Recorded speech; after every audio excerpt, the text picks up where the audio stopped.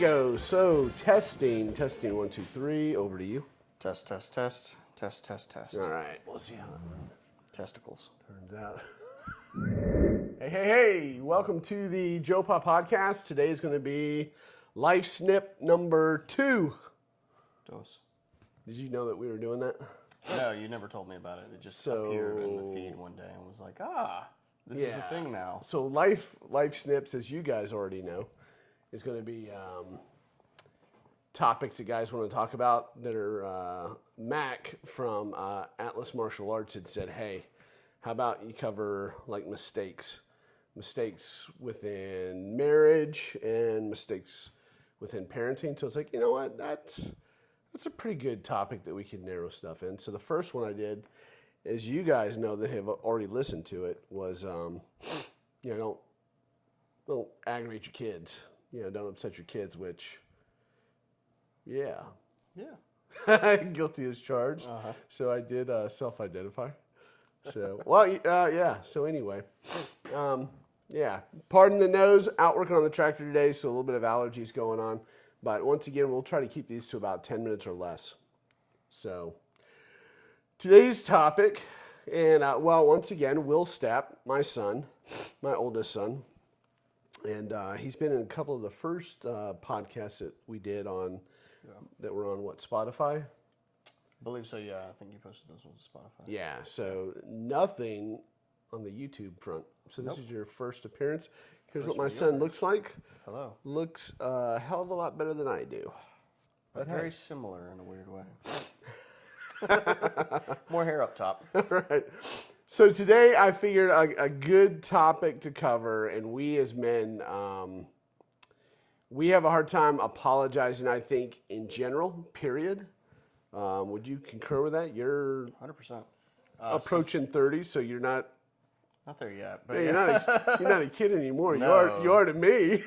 But no, you're like a grown man. I've been in the workforce for over a decade and have 3 kids. So I've been married for almost a decade too. So, dang. Yeah, it'll be 9 in the spring. Holy cow. 9 years. So I think societally, men are expected. Well, we are generally more comfortable with men expressing anger, and that's about it. Like, that's typically the limit of emotional expression for men that's considered still manly. Unless of course, your UFC guy is winning, beating the opponent like a tied up goat, or or your football team. Yeah. Then we're like, yeah. But outside of that, the only other expression your is politician of choice. Then you're allowed to be happy. Excuse me. Other than that, typically the only strong emotion men are supposed to express is anger. Never remorse. Remorse is weak. Most people think that if you show that you are upset about your sin, upset about the bad decisions you've made, the consequences of those sins, we usually just are like, well, no, we keep moving forward, guys. Yeah, just press through it. Yeah, press through. You don't have to acknowledge it. That's weak. You just press. So one of the big things is, and it's one thing from one man to another. Hey, you might say, hey, bro, I'm sorry. Yeah. And maybe that's the extent of it. God forbid we apologize to somebody that we might deem lesser than us. And not, when I say lesser, obviously there are times when we look at other people that we deem inferior to us. Yeah. You wouldn't necessarily deem your kids as being inferior because... our kids are our world typically. Yeah. So I wouldn't say that you're looking at your kid as inferior, but you are looking at him as a lesser individual. So the idea lower in status, equal in worth. Yeah, but the idea of apologizing to your kid, for losing your temper or whatever, that I think that's one of those things that would tend to evade us. Yeah. Would that be accurate? Yeah. Or fair? Yeah, I've not known of any guys who. I've known of very few men who make a habit of apologizing to their kids. So once again, Will's my oldest, 29 years, so I've been a parent for 29 years. Haven't always knocked it out of the park. The nice thing about having my son on here is that you get to hear both sides. And I told Will, I said, hey, be objective. I want you to favor it 60-40. Don't make me, don't make me look too bad.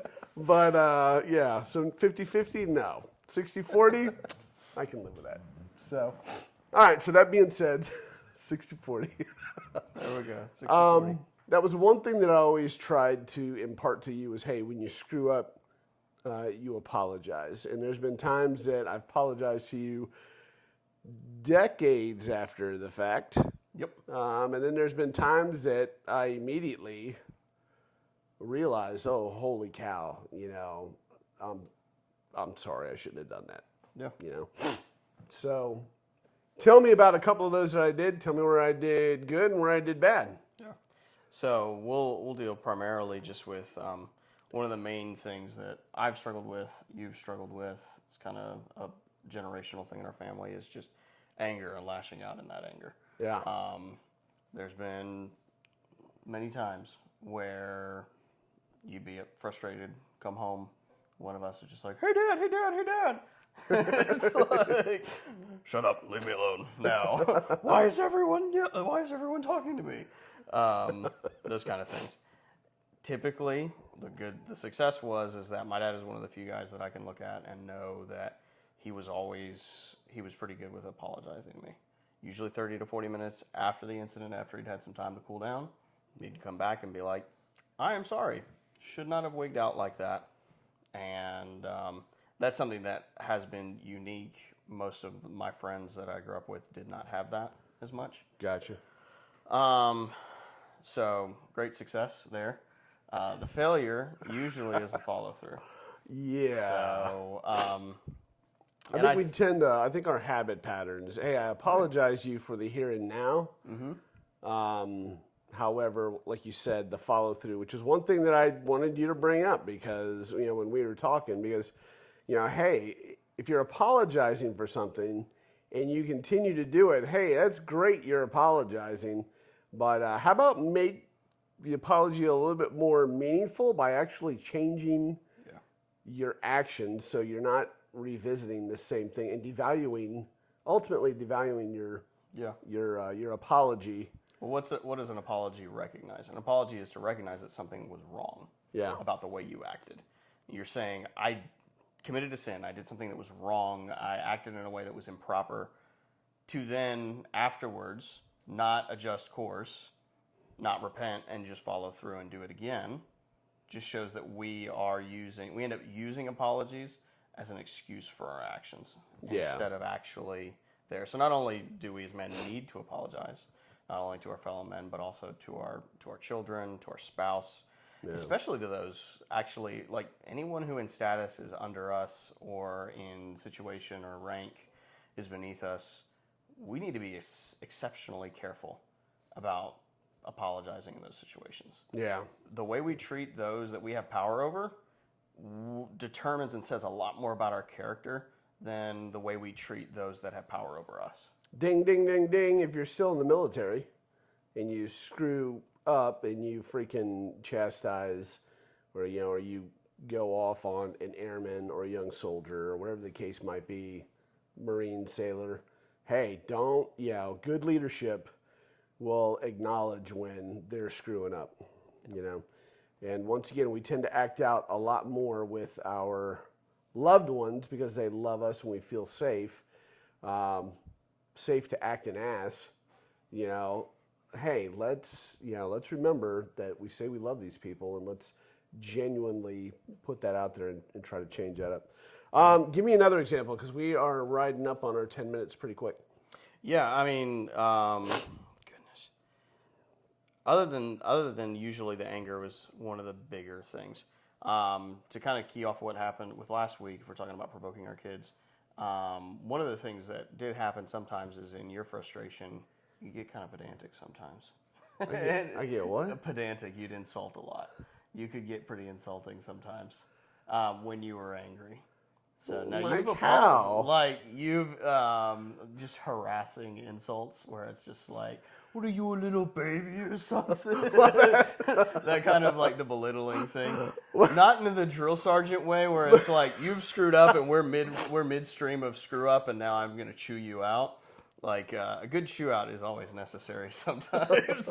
The riot act should be read occasionally. Well, I think that's more would go back to our last episode. Yeah, but I'm tying them together. Okay. So when we have that, usually it's a, and this is something I've done.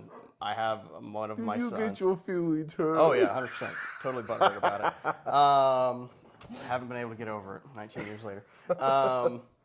I'm a dad now. I have young kids, and it is definitely a temptation to, in our anger, belittle our kids. Yeah. I have a 4-year-old who can sometimes get a little cowardly at times, and it's easy for me to lash out and just be like, "Stop being a coward, you little wussy." Yeah. And apologizing about that afterwards, and then making sure that my words are true but kind. Yeah. All right, guys. Well, evidently we kind of retracted back to the other life. All good things should tie together. Don't aggravate your children by maybe poking them a little bit. But hey, once again, don't be afraid to apologize. Years later, your kids will come back and just say, "Hey, you know what? At least you had as a father, at least you had the testicular fortitude to do that." And once again, hopefully it helps shape your boys, your daughters into becoming better parents themselves when that time finally comes. So hey, thanks for hanging out with us again. Give us some feedback. Hey, dude, that one was bad. Or hey, it was great. Just let me know. Let me know if you want Will back. So anyway, hey, we love you guys. Thanks again for tuning in, and we'll see you when we see you. Have a good one. Catch you later.